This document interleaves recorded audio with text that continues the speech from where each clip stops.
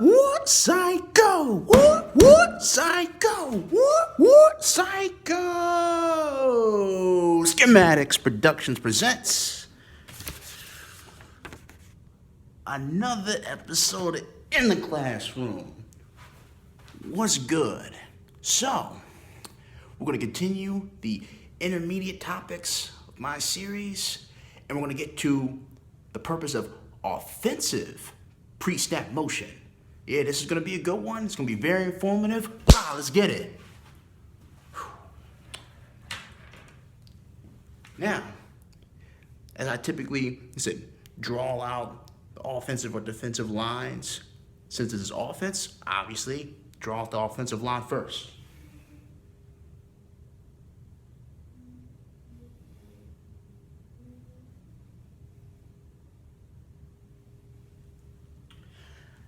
Now, I have to pick any formation because the formation is irrelevant in this topic. It's just all about the purpose of pre-snap motion on offense, how to use it, why offensive coordinators do it, and how it counters certain defenses. So any offensive formation will do.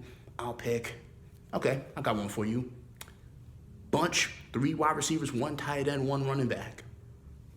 Shotgun. So, shotgun, quarterback is 5 yards away from the offensive line, takes a snap from center.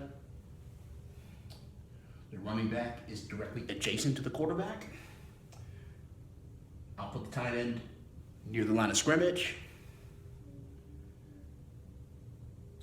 Since it's a bunch formation, I'll put 3 wide receivers on one side of the line of scrimmage.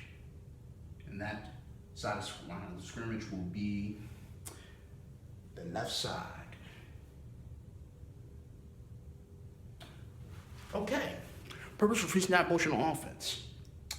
On offense, depends on the coverage or the situation, but pre-snap motion on offense, typically quarterbacks are trying to figure out what type of defensive tactics, what type of scheme that the defensive coordinator is utilizing in that particular play, or they're trying to make it difficult for the defensive players to jam the wide receivers or the tight ends at the line of scrimmage.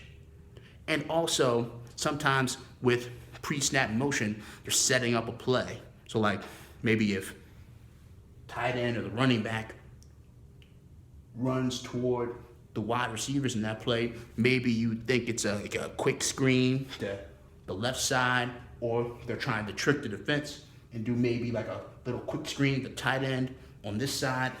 But it all comes down to this. Pre-snap motion on offense is either trickery, trying to figure out what the defense is doing as far as their scheme, whether it's zone or man. And if the defensive coordinator is calling man coverage, if they move the wide receiver, a cornerback will be following them.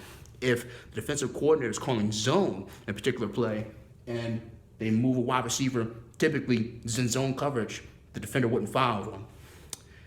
And if they're trying to set up a play, so I named 3 different reasons why an offense would do pre-snap motion.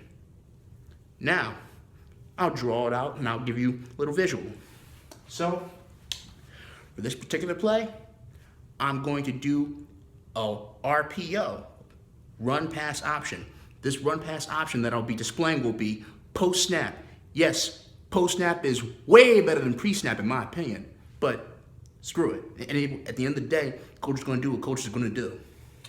So, with this RPO, it's going to be zone scheme blocking, and I'm going to bring the wide receiver that's off the line of scrimmage. I'm going to walk him across the field. So, with this play, the running back may either take the ball on a handoff to the quarterback, or the quarterback will keep the ball and give the ball to the wide receiver, running a little quick screen on the opposite side of the field. So the wide receiver will walk around behind the quarterback and running back, pre-snap, run a little quick out.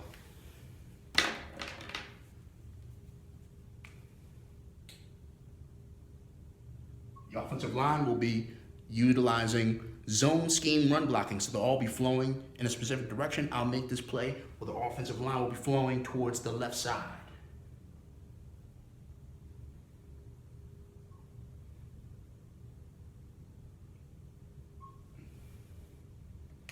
So, essentially, with this play that I just drew out, pre-snap motion is not going to be for trickery. It's not going to be for seeing what type of defense the defensive coordinator is utilizing. This pre-snap motion will be for setting up a play. So, essentially, it's either going to be a run to the left side with the running back, or the QB will analyze the defense, see that the cornerback is out of position if they're in man, or if that the defense is biting too much and believing too much in the run play, pull away the ball and throw it to the wide receiver in the flat. So, like I said before, pre-snap motion on offense, at least in my opinion, it's threefold, maybe fourfold. Once again, it's to see what type of defense the defensive coordinator is calling. Because in man coverage, if you're pre-snap moving a wide receiver that's near the line of scrimmage, a cornerback's typically going to foul them in man coverage. In zone coverage, the cornerback will not foul them because zone coverage is about covering up an area on the field. Second reason is to set up a play. So, in this particular example that I've shown you, this is about setting up a play. Once again, third reason is for analyzing the defense and trying to catch them off guard. And fourth possible reason is to make it difficult to do press man coverage. Because with press man coverage, if the wide receiver's moving pre-snap, it's hard to get a hold of them if they're moving before the ball's even snapped. How are you supposed to press them? How are you supposed to jam them? Because the cornerback can't go past a line of scrimmage in order to jam them if they go back off the line of scrimmage and start moving around. So it'd be more difficult to jam if the wide receiver goes at pre-snap motion and then runs his route. So there you go.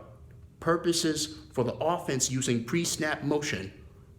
Woo! I know that was informative, and I got more. Let's get it. Psychoschematics. I'm out.